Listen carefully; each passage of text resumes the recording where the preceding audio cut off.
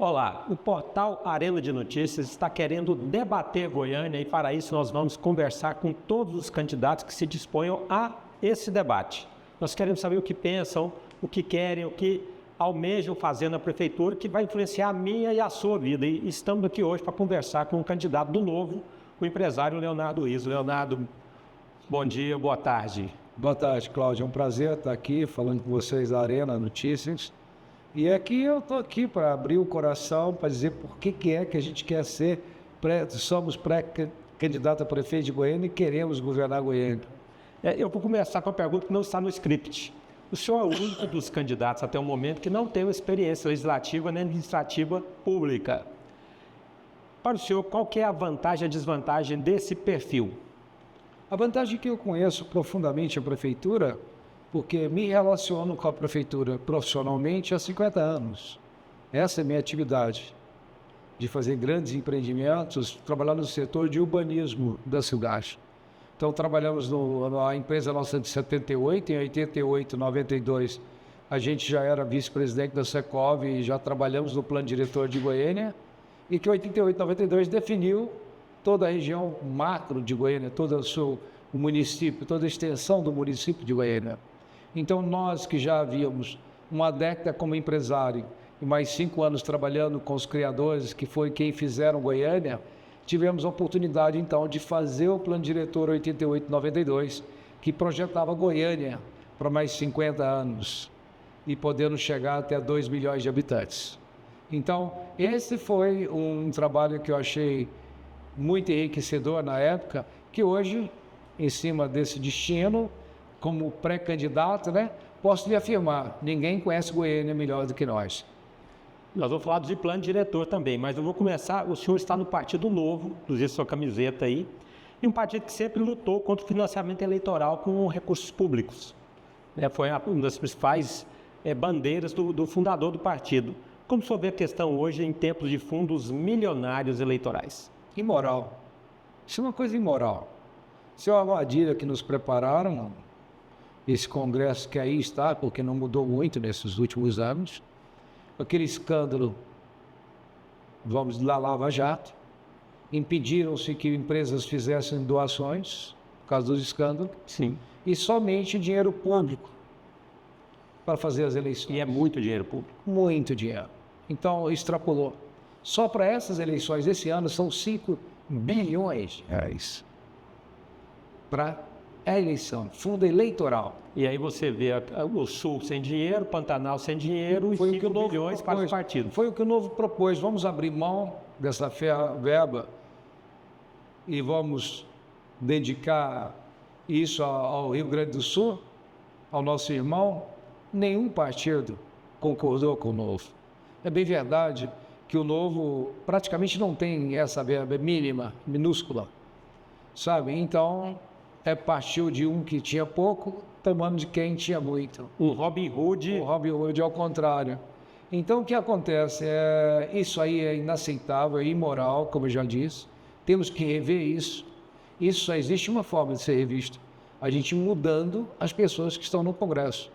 E isso só depende de nós. Esse é o problema do Brasil e esse é o problema de Goiânia. Estamos falando aqui de uma pré-candidatura a prefeito de Goiânia. Então, eu acho que é preciso, sim, mudar o sistema que aí está. Pré-candidato, em vez de falar candidato, pré-candidato, o senhor vem do setor imobiliário, o senhor já falou um pouco da sua trajetória, e sobre isso nós vamos falar agora. A cidade de São Paulo tem vários bairros sem construções, quando você chega em avião, principalmente lá no aeroporto central, você vê como se fossem ilhas contra o calor. Já Goiânia hoje vê prédios altíssimos aparecerem por todos os lugares. Qual a sua avaliação desse momento do plano diretor e que cidade estamos construindo para nossos filhos e netos? Olha, eu acho que de uma certa forma houve um adensamento exagerado em cima do sistema viário que existe em Goiânia. Eu particularmente não acompanhei muito esse setor aí, mas sim, há essa percepção. Por outro lado, Goiânia é uma cidade interessantíssima, projetada como foi pelo Atílio em círculos.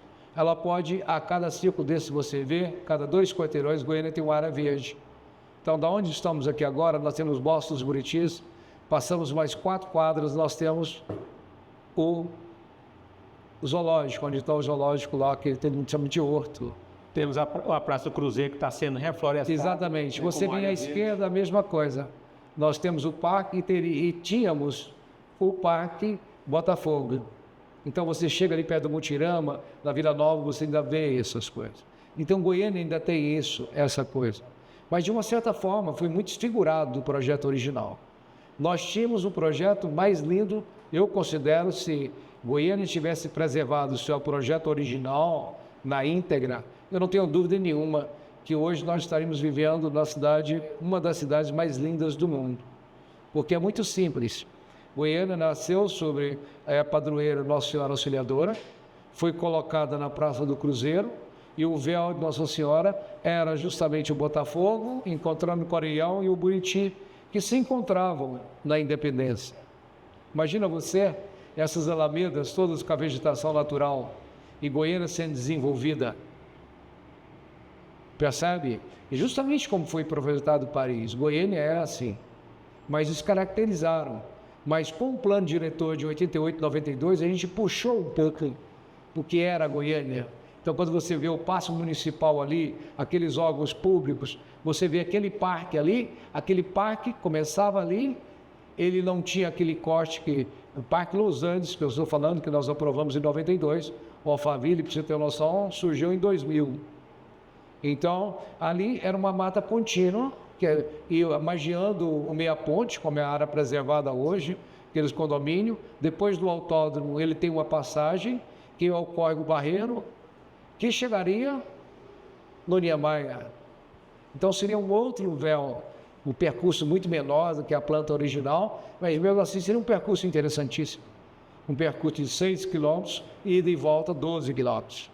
Então, essa coisa nós pensamos, e justamente foi a área da catedral aí ao lado do paço, não sei se já viu, tem uma cruz ali, marcando que ali seria construída a Catedral de Goiânia. Então, essas coisas todas aí, de uma certa forma, estão dentro desse plano diretor até hoje, não mudaram muito. E o que a gente quer fazer, conhecendo todos esses planos diretores, toda a cidade de um modo geral, transformar Goiânia em referência de cidade no Brasil e no mundo. Bom, o senhor, antes da nossa entrevista, falou da sua relação com a questão do clube de golfe, né, que é uma área imensa, verde, é um projeto imobiliário, mas com área verde muito grande. O senhor tem a proposta aqui, nós estamos aqui no escritório do senhor na 94, com a Cora Coralina, tem o prédio que o senhor construiu, que é a Fundação, que é a réplica do Museu da Bandeira da cidade de Goiás. O senhor, nesse meio imobiliário que o senhor vive há 50 anos, não parece, mas diz que vive há 50 anos. O senhor não considera assim, um ponto fora da curva nesse setor, não? Não, não parece. Eu costumo dizer para ser homem, aí não pode parecer, tem que mostrar que é, né? Então, eu acho o seguinte, são 50 anos como empresário. A empresa faz 48 anos, agora em janeiro de 2025. A empresa criada aí em 78, quando eu tinha 19 para 20 anos. Eu estou com 67 anos, vou fazer 68 anos agora em agosto. Né? Então, essa é a realidade. E, de uma certa forma, participamos do desenvolvimento de Goiânia. São mais de 100 mil imóveis comercializados ao longo desses 48 anos de Goiânia. Então, uma coisa muito expressiva, uma coisa que nos orgulha muito. Então, a gente quer transformar toda essa planta original, essa ideia de quem fez Goiânia, essas pessoas que pensaram Goiânia como uma grande metrópole, pessoas que já não estão aqui hoje entre nós, mas que contribuíram muito para a implantação do Instituto de Planejamento. Eu acho que nós temos que enaltecer esse trabalho dessas pessoas e fazer o máximo, dedicar o máximo para que Goiânia seja mostrada como ela foi projetada. Vou dar um exemplo para você, o Meia Ponte. Ninguém fala do Meia Ponte. É como se o Meia Ponte fosse o fundo. E aí falam do Araguaia, mas o principal rio de Goiás é o Meia Ponte. Corta Goiânia. Você conhece alguma metrópole no mundo que possa ser visitada, que não enaltece o rio que tem? Que corta a sua cidade? Estão tentando recuperar em São Paulo, o Tâmisa foi recuperado. Todos os grandes rios. Paris uma cidade, fazer um retrofit de uma cidade, sabe? Essa adaptação, parceria público-privado, ela precisa ter isso. Não se faz uma restauração de uma cidade sem envolver os interesses públicos e privados. Então, meia ponte, para mim, envolve esses dois setores, que para mim, ao longo do rio do meia ponte, que corta Goiânia, deve ser também um cartão postal de Goiânia, com bares, quiosques, atividades esportivas, aquáticas, que é muito carente para nós aqui. E nós temos tudo isso aqui. Eu vou fazer uma pergunta também, não está no roteiro, mas estou puxando pelo gancho que o senhor está me dando. O senhor acha que os governos estadual e municipais têm maltratado o meia ponte? Muito, muito. Olha, e é engraçado que eu acompanho bem o desenvolvimento da Saniago. Nos últimos anos, a Saniago tem dado resultados interessantíssimos, financeiros, essas coisas todas. Eu acredito piamente que mais, no máximo, 5 anos, nós temos o meia ponte totalmente excluído. Eu acho que nós temos o esgoto de Goiânia 100% tratado. E esse é um objetivo nosso. Vamos trabalhar em parceria com a Saniago, que é uma empresa estatal, na qual a prefeitura é que autoriza a concessão, está autorizada a Saniago, mas queremos acompanhar de perto para saber quais são as necessidades da Saniago com o Estado, essa parceria para que a gente possa despoluir de vez e transformar o meia ponte numa área de lazer do Goiânia. Isso é uma coisa muito simples. Nós temos a represa do Jaó, que antigamente existia uma hidrelétrica ali. Sim. Então você faz uma barragem, você aumenta o nível da água, essa água que entra, ela pode ser mantida no mesmo nível, fazendo um processo que a água vai e volta. Como é feito o TAM, você falou, sabe? Como é feito todos esses grandes rios. Todos esses grandes rios na cidade são navegáveis porque é represado. O controle do seu... O controle em diques que controla a altura e a profundidade. Isso é perfeitamente possível e é uma coisa que a gente quer fazer, porque achamos que Goiânia vai ganhar muito com isso. Leonardo, isso você falou dos 48 anos da empresa, parabéns, e tem um aniversariante esse ano em Goiânia, que são 50 anos do eixo leste-oeste. E essa é a pergunta sobre a questão do transporte. Goiânia, desses 50 anos, fez o investimento lá, o Norte-Sul tem 10 anos, né, muito complexo, mas a gente vê que tem os investimentos no transporte público, que é a única solução para a cidade, né, estão muito aquém das necessidades. Hoje se priorizou muito o transporte individual, construção de viadutos, trincheiras, aumento de avenidas.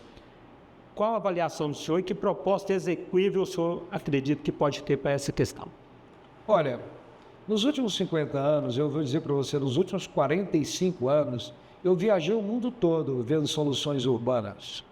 Acompanhei a implantação de Dubai, acompanhei o desenvolvimento de Xangai na China, sabe?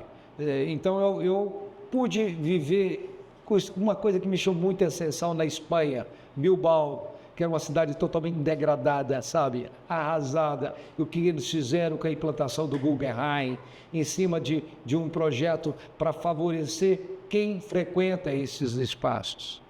Então, eu vou dizer para você uma coisa. Goiânia, para mim, é o seguinte, o traçado. Vamos ao original. Ele é assim como Paris, em radiais, em crescendo. Então, leste, oeste, norte, sul e anel viário, realmente você tem razão, está projetado há 50 anos. Há 50 anos que estão projetados, mas não estão concluídos. Se você tem leste, oeste, norte e sul e um anel viário, você tem um sistema viário circulando nos extremos e eixo entre si. Viário e viável. E viável. Então, o que acontece? O transporte público, as pessoas têm que entender que tem que ser a prioridade número 1 de uma cidade. O ônibus tem hora para chegar e hora para partir. O senhor me falou. Corredores de transporte público têm que ser respeitados de qualquer forma, nem se for para aplicar lei com rigor. Nem que dê desgaste. Táxi e ônibus têm prioridade. Os outros carros podem esperar, podem pagar pedágio para isso, podem pagar estacionamento. Mas quem não pode pagar é quem depende do transporte público. E se você analisar o transporte público dos últimos anos, ele tem decadência. Os números mostram. Absurdo. Nós tínhamos 1 milhão de usuários de transporte, 1.200.000 há 10 anos atrás. Nós estamos hoje com 500, 600. Por quê? Porque todo mundo pode comprar seu automóvel, todo mundo quer guiar seu automóvel e trabalhar. E por quê? Porque os transportes públicos não são confiáveis. Não tem ar-condicionado, não tem Wi-Fi. São priorizados, né? Não são prioridade. Então é preciso enfrentar esse problema de frente. Então eu acho até que temos empresas extremamente boas, bem intencionadas. O que precisa é o poder público entender que o empreendedor é excelência. Quem empreende, gera renda para o município, tem que ser tratado com tapete vermelho, que nem o Vila Nova. Tem que ser mais bem tratado. As cores do Vila Nova, tapete vermelho. Não é possível o cara querer empreender numa cidade e hoje não é autorizado ele se empreender e abrir uma empresa na cidade em questão de segundos.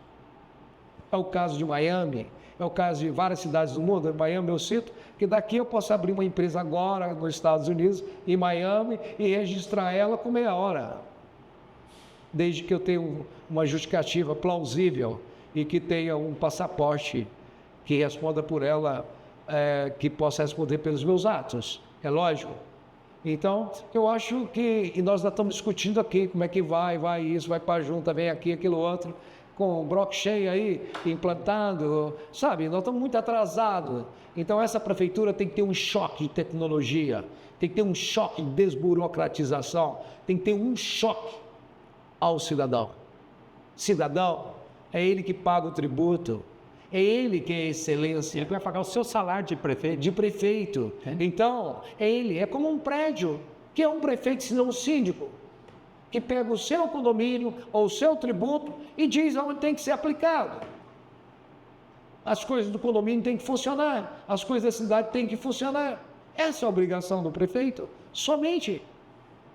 E aqui eu vejo o poder público interferindo em todo o segmento da economia, porque se você precisar de uma certidão para saber o que você pode fazer, ela não sai online, ela não sai automaticamente. Você tem que ir lá, saber por quê, entrar numa fila única, aquele atendimento todinho. No fundo, o que é o uso do solo?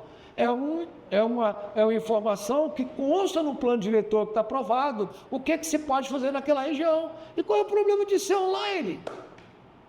Qual é o problema? E o município, certidão, olha lá, clica aqui, paga aqui, ótimo, o município recebe o dinheiro. Quer dizer, hoje quem quer empreender, sim, você tem o dinheiro para começar o empreendimento. Aí o seu dinheiro tem que começar a girar para te dar o retorno, para pagar todos os seus despesas. Aí você fica com um período que você não pode fazer nada, aguardando todos os sujeito a ser multado. Sim. Quero inverter isso. Se você abrir uma lojinha, abrir uma empresa, em 24 horas eu quero um agente do município lá na sua porta dizendo o que você vai precisar de mão de obra. Vim aqui para facilitar a sua vida. Porque você gerar emprego. Doido que a sua maquininha ali começa a registrar, porque o município começa a faturar. Sim. Vim aqui para facilitar você criar um emprego, espero que daqui a 5 meses você tenha mais 5. Isso aí. Né? Então não se entende o porquê da burocracia. Ou se entende? Você me entende? Só existe burocracia para facilitar quem vive de facilitar as coisas públicas. Sim. Propina, em outras palavras, é isso. Se tem burocracia é porque tem propina. É de gente que vende dificuldade para te vender facilidade. E o tempo todo. Seria isso? É o tempo todo. Nós falamos 2 temas aqui, Leonardo, a questão ambiental do meia ponte e a questão do transporte, e que são 2 questões que envolvem a região metropolitana. Não dá para você falar de meia ponte sem vir lá desde Itaúsu, onde ele nasce, até lá perto de Tumbiara, onde ele deságua no Paranaíba, nem sem falar de transporte, sem falar da área conurbada de Goiânia e da região metropolitana. Como você pretende tratar esses 2 temas com os seus colegas prefeitos, no caso de ser eleito? Também não podemos falar em despoluição do meia ponte se todas as cidades que descarregam do meia ponte não tiveram o esgoto tratado. Exatamente. Recentemente, Itaúsu está melhorando, mas Itaúsu jogava in natura o esgoto da sua cidade no meia ponte. Começava mal ali. Nascedouro. O objetivo é isso. Gente, não há nada mais importante em rico numa cidade que um rio. Numa cidade que um rio. Água. É guerra hoje no mundo. 1/3 da humanidade não tem acesso à água. E nós temos essa riqueza toda aqui. Temos que reter essa água, trabalhar essa água, ser parceiro dessa água, no sentido de preservar os fundos de vale. Isso vai valer muito. Sabe? Quem é que não quer passar uma tarde na beira de um rio? Quem é que não quer? Eu quero. Quem é que não gostaria de pegar um peixinho ali, brincar? Eu gostaria, inclusive, de ir no meu, ao invés de ir lá na sua terra, que é a terra da minha família, lá em Goiás, para ter que ir no Rio, lá em Goiás, que inclusive não está tendo nem. Então, essas coisas eu me pergunto, por que não? Por que não? Ah, isso é um sonho. Talvez sim, era um sonho para mim também, quando comecei jovem, aos 14 anos, trabalhar, vindo da cidade de Goiás, filho de uma costureira com 10 filhos, um pai bancário, ter que trabalhar de dia para estudar à noite, me formar em economia, me ser empresário aos 20. Isso sim é um sonho. E hoje se passaram 48 anos e eu realizei meus sonhos. Sou uma pessoa bem-sucedida. Então, por que me negar a dizer como é que se faz O direito de continuar sonhando. o direito de continuar sonhando? Porque não vai parar. Quanto mais a gente sabe, mais a gente quer saber. E tem certeza que menos sabe. Exatamente. É um processo interessantíssimo. É você correr atrás do ralo. Eu faço, quando mais idade tem, menos certeza a gente começa a ter. Começa a ter mais incerteza. Mais incerteza. São tantas informações. Né? Leonardo, A inteligência ficou cega de tanta informação. Só para encerrar a questão do trânsito, na década de 90, eu creio que foi no governo do Pedro Wilson, se trocou o sistema semafórico para o sistema eletrônico. Mas isso não acrescentou. Você pode hoje programar sinaleiros à distância, mas o que a gente vê é um trânsito com sinais, vamos dizer assim, burros. Nada funciona. O que é possível, o que o pré-candidato propõe para resolver uma questão que é o mínimo? Os sinaleiros abrirem de acordo com o fluxo de carros e pedestres que tem. Falar a verdade, fazer política de verdade. Os políticos aqui inauguram as coisas que nem estão funcionando e prometem fazer mais tantos daquilo. Um exemplo, hoje de manhã, lá na Praça Tamanduá, existe lá uma árvore de Wi-Fi grátis que a prefeitura instalou, dizendo que ia instalar 10 dessas na cidade toda. Está lá abandonada, não funciona, cheia de lixo. Então nós precisamos de parar com isso. A gente já não aceita mais ser enganado. E eu só sou pré-candidato por indignação, por achar que o que se faz hoje com uma cidade como Goiânia é inaceitável. E a gente quer dizer como é que se faz uma cidade como Goiânia. Uma cidade tão rica, uma cidade cheia de oportunidades, uma cultura que brota naturalmente.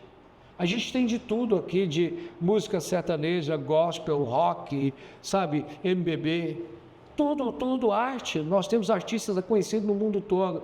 Nós temos aqui o Papa da Arte no Brasil, que é o Cirão Franco. Nós temos aqui em Goiás uma das maiores poetisas do mundo, Cora Coralina.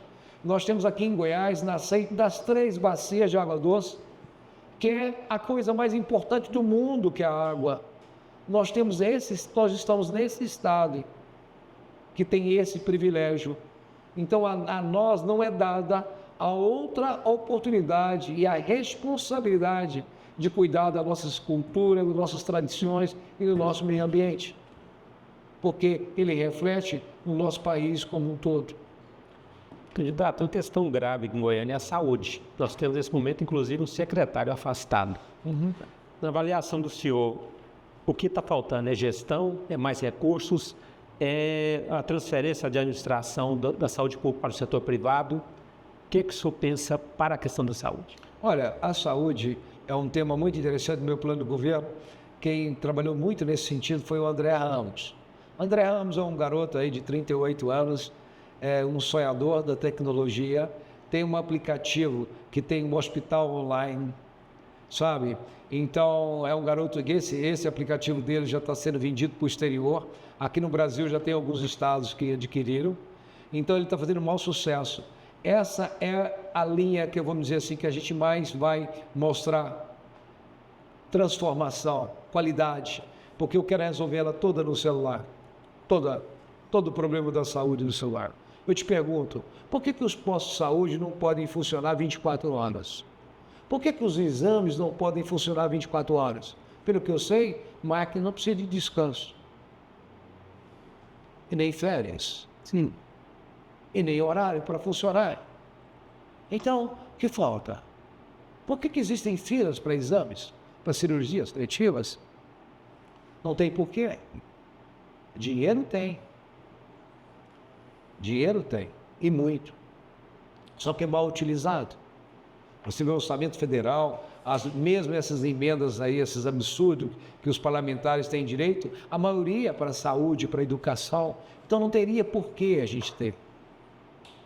Então a saúde, para mim, é uma coisa que as pessoas vão descomplicar.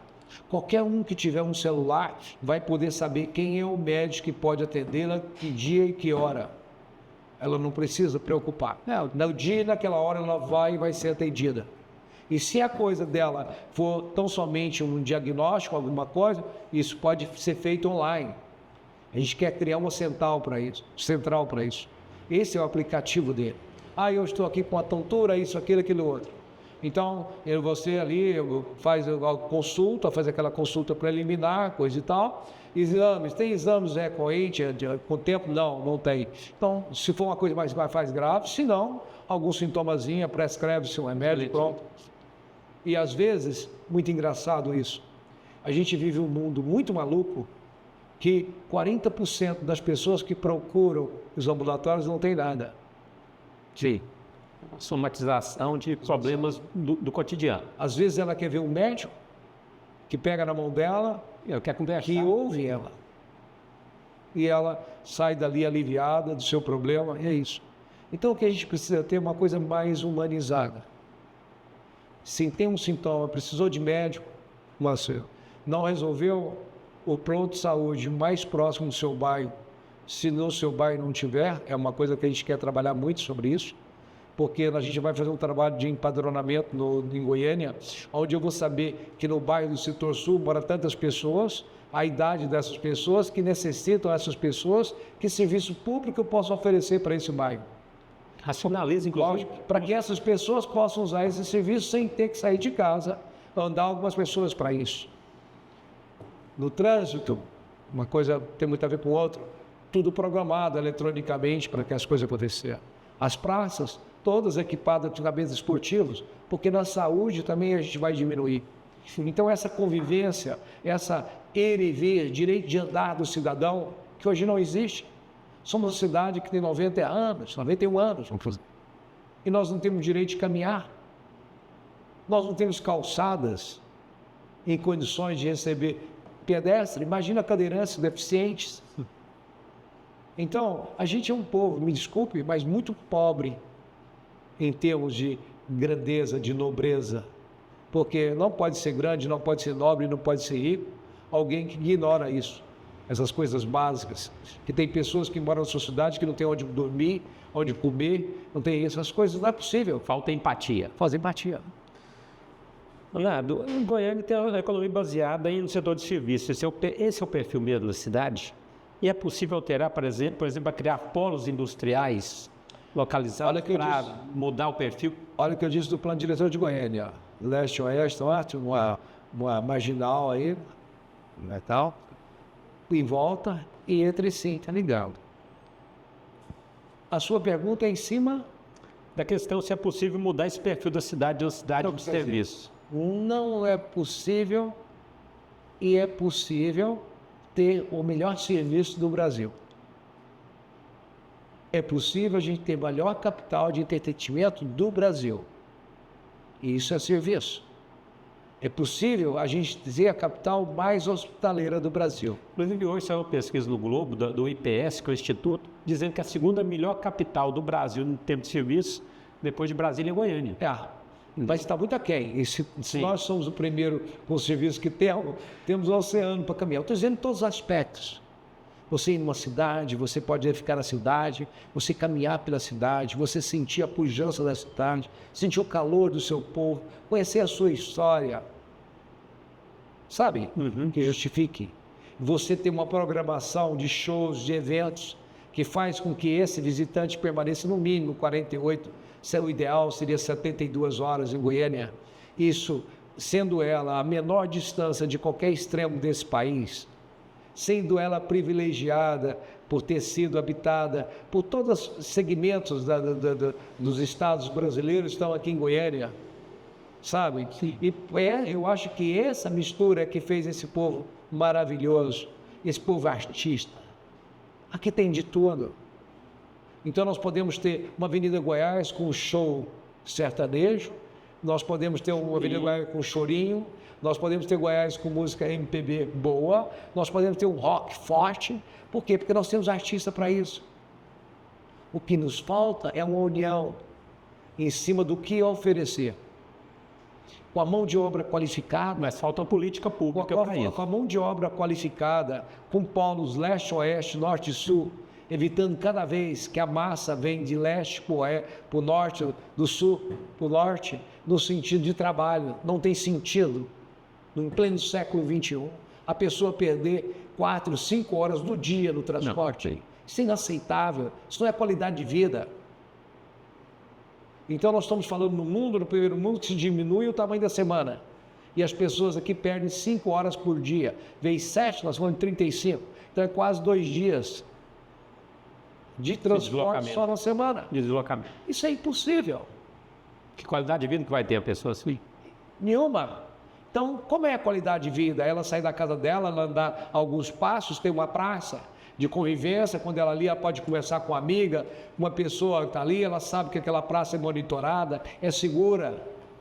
Inclusive, em termos de emprego, se ele puder ter perto da casa dele 2 quilômetros o emprego, né, o absenteísmo é muito menor.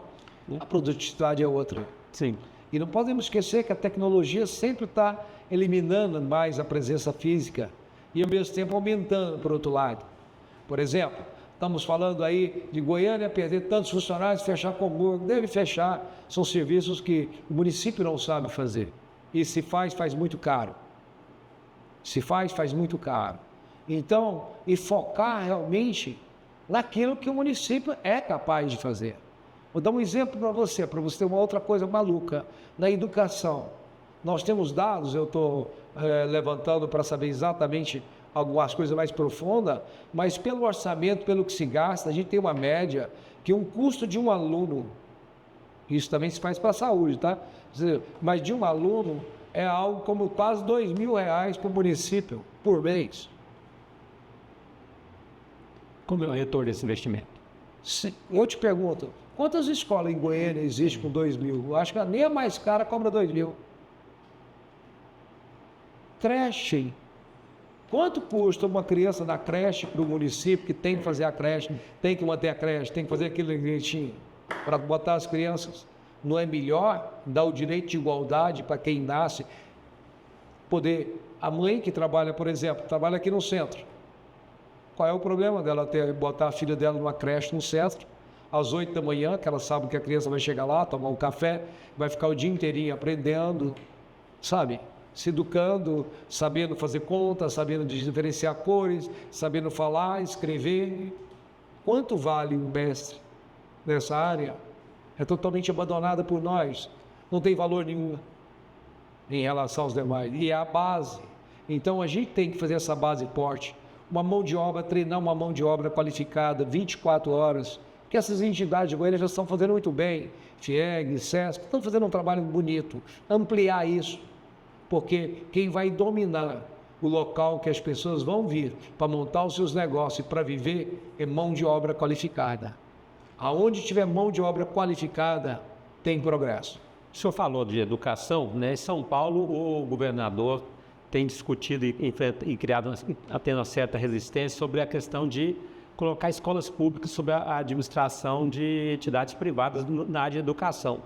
O senhor falou aí na questão do custo do aluno em Goiânia, né? R$2.000, segundo o senhor está falando. A solução para a educação aqui passaria por essa gestão para a parte privada, ou seriam outras soluções, ou é uma gama de soluções para essa questão? Olha, isso aí é uma questão de estudos. Uma coisa me chamou muita atenção outro dia, um estudo de um economista sobre já paralisou a greve das universidades. Eu acho que algumas... Está voltando nessa agora. Semana dos IEP. Paralisado? 3 meses. 3 meses. Nos últimos 10 anos, quantas greves teve nas universidades? Uma média de 3 meses por ano. Então, você bota 10, são quantos? São 2 anos e meio. Em 10 nós perdemos. 25%. Às vezes, 25%. Adiantou alguma coisa? Houve uma melhoria significativa? Então, não resolve greve. O que resolve, esse é um embate muito interessante, mas é os professores entenderem que ninguém é melhor do que eles para ganhar, para fazer o seu próprio salário. Não precisa de piso, não precisa de nada. Se o professor é bom, ele ganha o dinheiro que ele achar que deve e que merece. Como fazer isso? Melhorando o ensino, incentivando. Nós temos qual é o melhor ensino hoje falado? É o público ou o privado? É o privado. Ótimo, mas no passado já foi o público.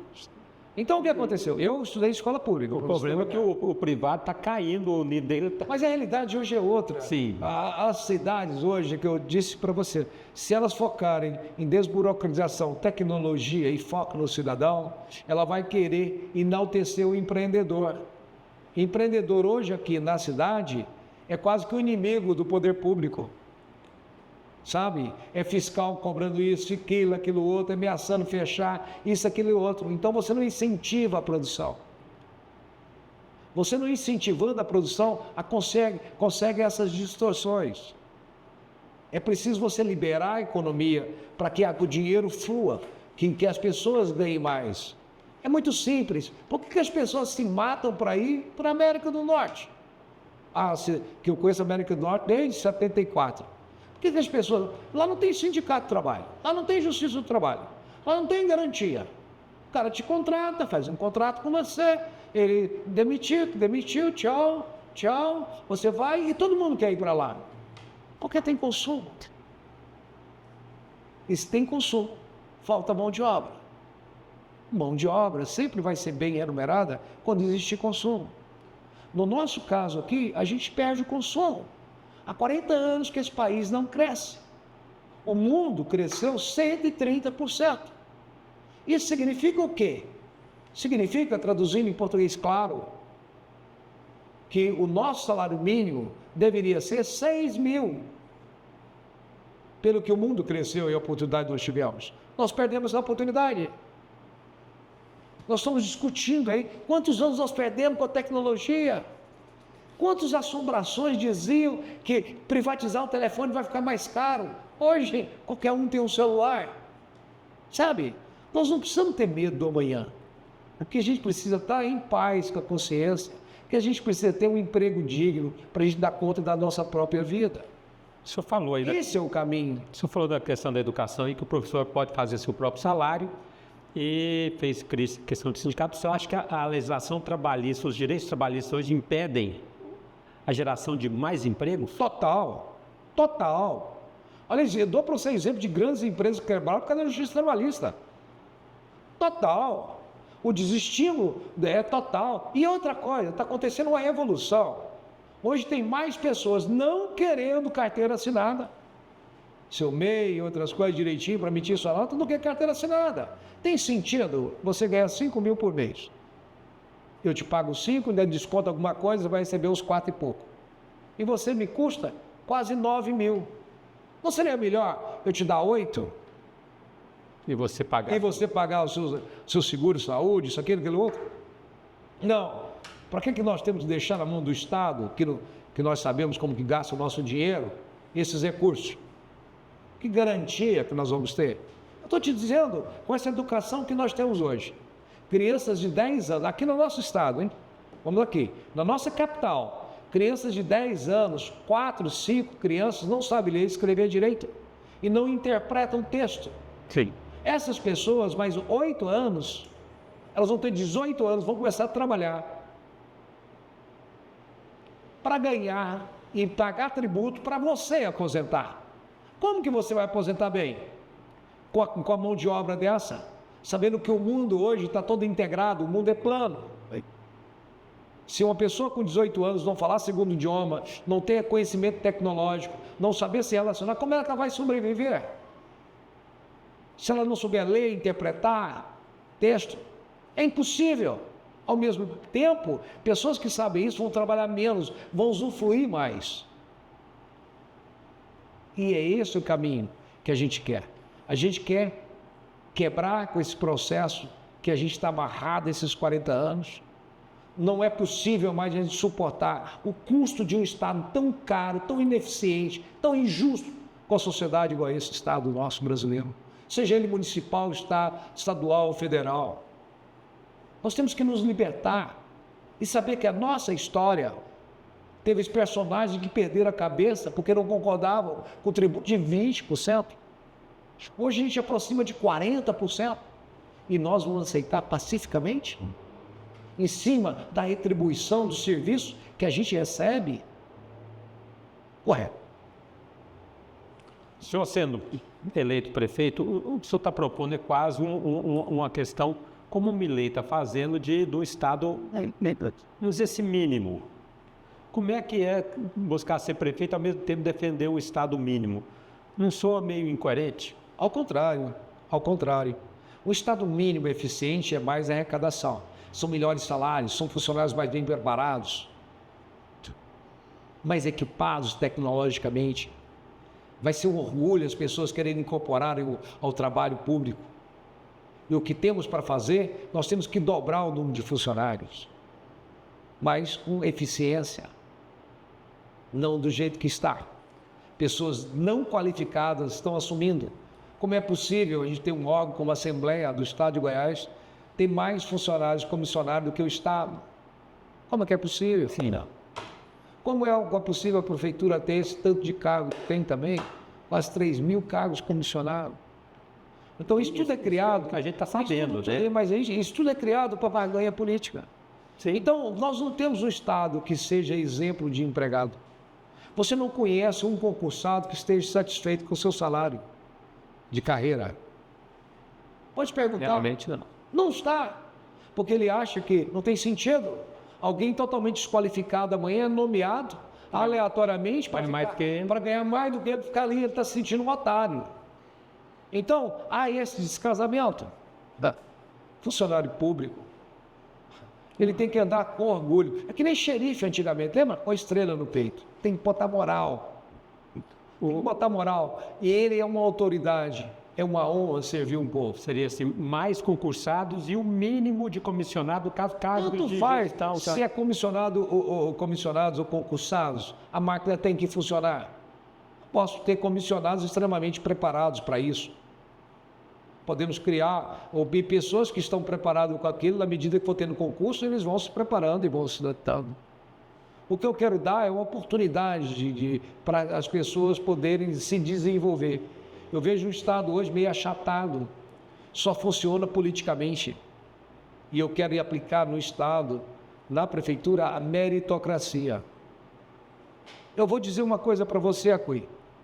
Eu diria para você que grande parte do secretariado, se você fizer uma seleção nos funcionários, nos comissionados, ele está ali. Porque tem talento.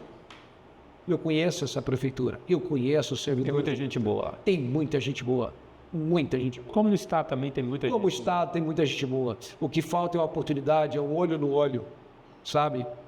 E unir com essas pessoas e mostrar a importância do Estado. Então, um Estado mínimo é um Estado eficiente, é um Estado que cumpre em dia com as suas obrigações, mínimo para ser o máximo. Mais ou menos como o peso. Quanto menos peso, mais velocidade. É isso que eu falo e entendo de um Estado mínimo. Eu vou voltar agora lá atrás um pouco na nossa entrevista, que nós falamos da questão do centro, o senhor falou de ter eventos culturais.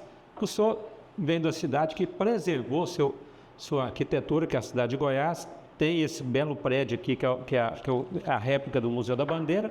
Como é que o senhor vê hoje, como morador e como empresário, esse centro abandonado? E o que fazer? É reduzir ISS, é trazer empresas? Que soluções que a gente pode ter para o centro? Lamentável a situação do centro. Nossa, não era para estar assim. Falta de diálogo dos poderes. Está definido. Quando tiramos os órgãos públicos federais e alguns municipais dali, levamos para Los Angeles, foi justamente para desinchar esse centro cívico. O centro cívico é o Palácio da Esmeralda. Nós temos o Bosque dos Buritias, nós temos o Marco Zero ali, nós temos a 26, onde tem o Museu do Pedro Ludovico, de encontro com as três raças, passando por aquele monumento do Cirão hoje, lindíssimo, negócio para chegar no Palácio. O que o governo tem que entender, com o centro administrativo atrás, ele tem que entender que todos os seus outros órgãos e de apoio tem que estar na Goiás, na Araguaia e na Tocantins. O Praia do Beg abandonado. Exatamente. No raio ali, que vamos botar ali, da Paranaíba, para cima. Então, se nós temos o poder público e o Estado é o maior agente empregador, nós temos gente circulando, dinheiro circulando, nós temos vida. E se tem vida e de gente circulando, Por exemplo, tem desenvolvimento. A Secretaria da Fazenda podia estar no prédio do antigo BEG. Por que não? Né? Por que não? Por que não? Eu pego, por que não? Exatamente, por que não? E outra, chiquérrimo, o secretário da Fazenda sair, andar a pé, ir até o palácio, voltar, usando o guarda-chuva, que é quente, parar para engraxar o sapato, porque deu uma engraxataria. Tem serviço. O centro está abandonado porque já não tem mais serviço que tinha antigamente. Tão simples. Eu mesmo, no meu tempo de garoto, no meu tempo de trabalhar, no início da minha carreira, eu ia no Café Central. Adorava ir ali, nem tomo café, mas para ouvir um papo, alguma coisa, de engraxar um sapato, arrumar alguma coisa, fazer um furo a mais no centro, porque engordou um pouquinho. Emagreceu? Essas coisas simples, sabe? Ver uma cartomante, trocar ideias com um amigo, tomar um sorvete, comer alguma coisa. Você não tem mais esse prazer.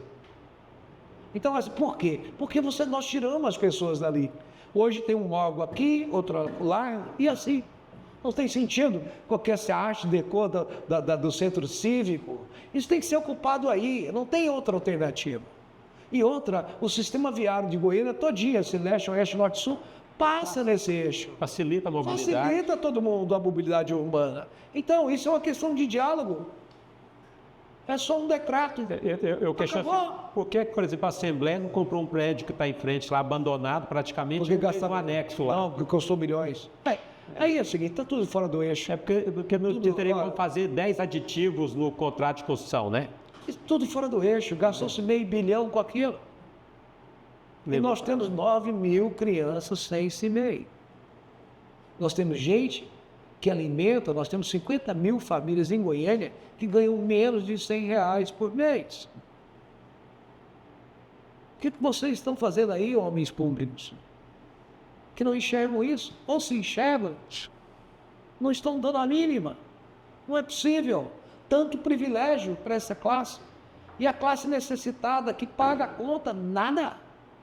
Tudo errado. Leonardo, a gente tem aqui em Goiânia a Guarda Civil Metropolitana, que de civil não tem mais nada, eles andam com fuzil, inclusive tem um genérico da Rotan, que é a tal da Romu, e a GCM já foi criada inicialmente para fazer a vigilância patrimonial dos prédios da prefeitura. O senhor acha que o caminho é ter esse tipo de GCM hoje, que faz um trabalho muito similar à da Polícia Militar? Que visão que o senhor tem da estrutura de segurança da Prefeitura de Goiânia? Olha, com tecnologia, a gente pode ter uma polícia, ou um policial, mais educativa. É isso que a gente quer. A gente quer um policial mais educativo. Com o sistema de câmara, nós vamos agir com precisão e rigor, pontualmente. Porque se você tem um controle de tudo que está acontecendo. Com tecnologia, se existe um assalto no setor oeste, esse cara vai ter que sair com alguma coisa.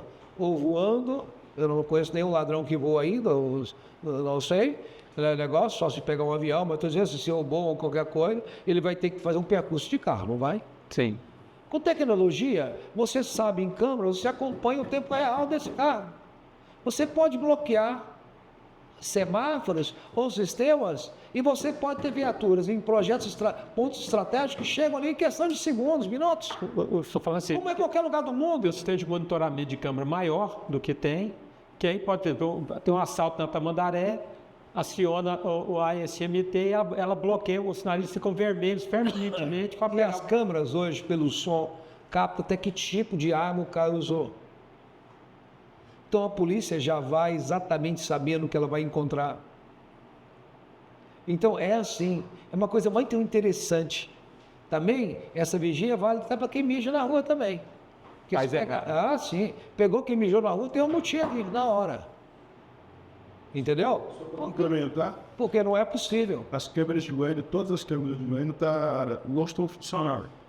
A Polícia Militar está fazendo monitoramento das câmeras já parecidas de Goiânia e de Goiânia. Exato. Ou seja, a gente está descoberto dessa virtual. Então, ainda tem isso.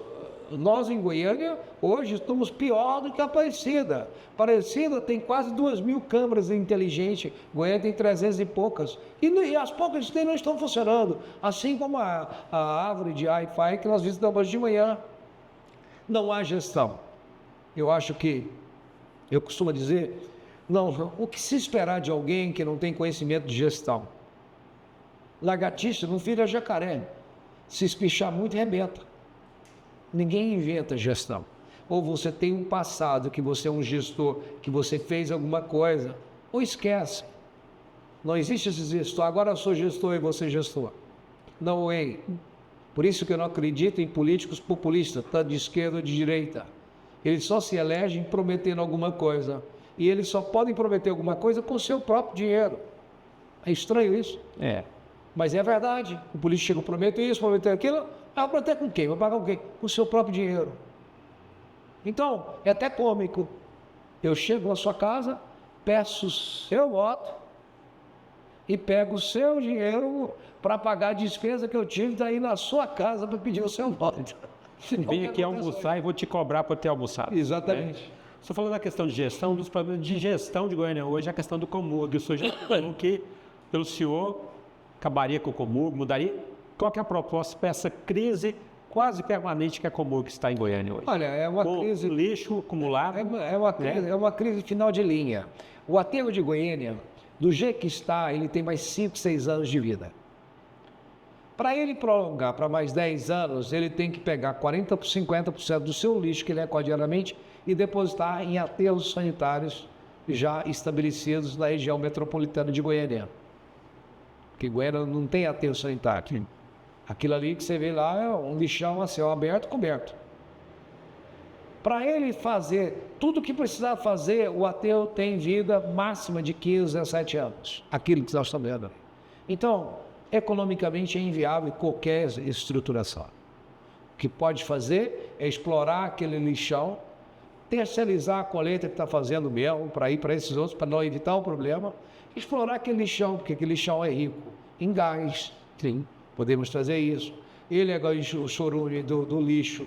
Hoje você tem tecnologia para cristalizar isso e servir como adubo. Goiânia necessita desse adubo para suas praças, avenidas, precisa de adubo, gasta-se uma fortuna com isso. Então, verticalizar o que é possível tirar daquele aterro e colocar na cabeça que nós não temos mais isso. Isso não sou eu que estou falando, não. É relatório do próprio Ministério Público. Uma coisa que eu me interesso muito. Eu sou investidor de uma startup de energia e conheço bem o setor e justamente focado no setor de gás e metano. Então, nós achamos que essa solução do lixo, solucionado quase que já está. É passar para a iniciativa privada. E todos os funcionários desse órgão, a gente precisa deles no Parque Jardim, na Comurg, para cuidar da beleza de Goiânia. Remanejar esses funcionários da Comurg hoje, os que trabalham, que a gente sabe que lá tem parece que tem um negócio estranho lá dentro. Isso vai ser fácil no cadastramento, não tem jeito da pessoa receber se não tiver feito. O cara vai ter que aparecer também, Com tecnologia hoje fica muito difícil. Com tecnologia hoje, a pessoa registrada, é impossível você não ter o controle.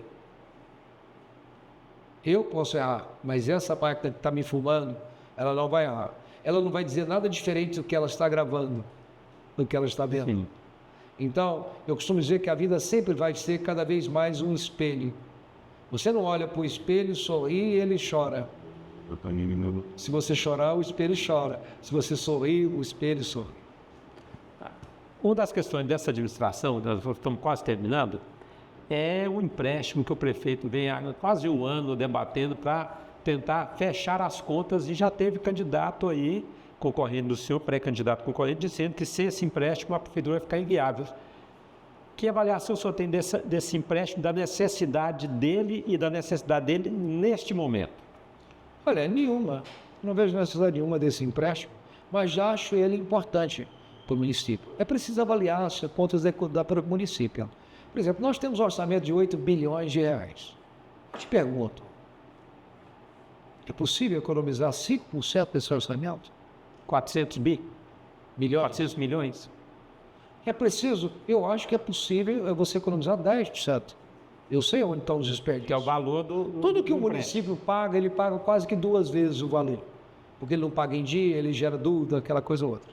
Então esse choque, paramos um pouco, fazemos... Quando eu estou falando 10% do orçamento, nós estamos falando de quase 1 bilhão. Mais do que esse empréstimo. Se ele for um bom pagador, ele é um bom comprador e economiza. Exatamente.